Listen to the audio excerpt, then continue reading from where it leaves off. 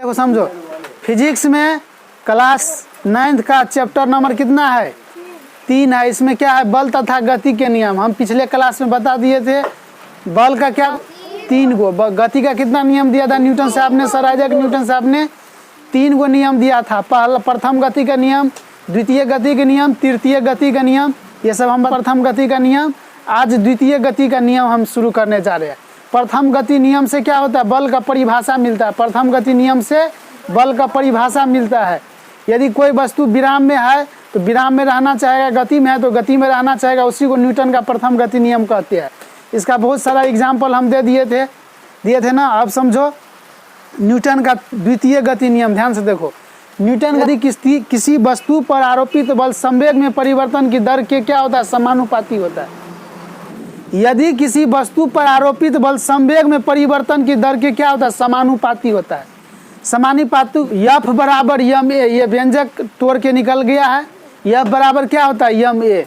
यानी बल बराबर क्या होगा? द्रव्यमान गुने त्वरण। बल बराबर द्रव्यमान गुने त्वरण न्यूटन के द्वितीय गति नियम का समीकरण है ये, समझा।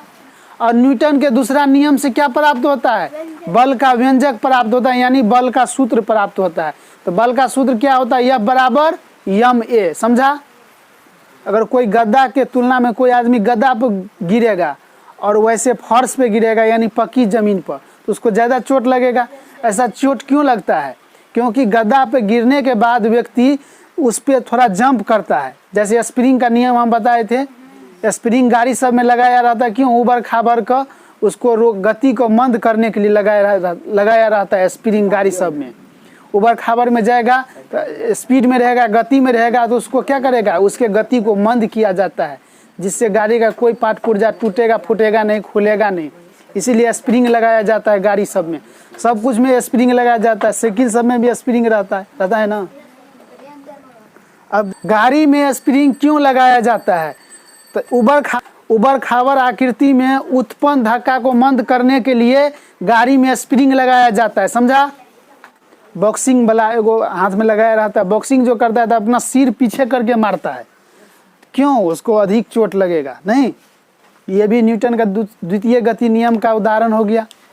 अगला, क्रिकेट बॉल कैच लेते समय खिलाड़ी अपना हाथ पीछे की ओर क्यों खींच लेता है? इसलिए खींच लेता है, जब खिलाड़ी बॉल को कैच लेता है तो बॉल क्या करता है? हाथ पर धक्का मारता है ना। और संवेग क्या हो जाता है? संवेग शून्य हो जाता है। संवेग बराबर फॉर्मूला P बराबर यम भी, यानी P बराबर संवेग बराबर द्रव्यमान गुने वेग।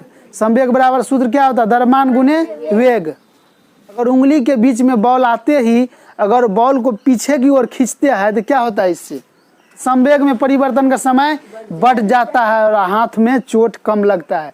इसीलिए कैच लेते समय खिलाड़ी अपना हाथ को पीछे की ओर खींचता है कैच लेने के बाद।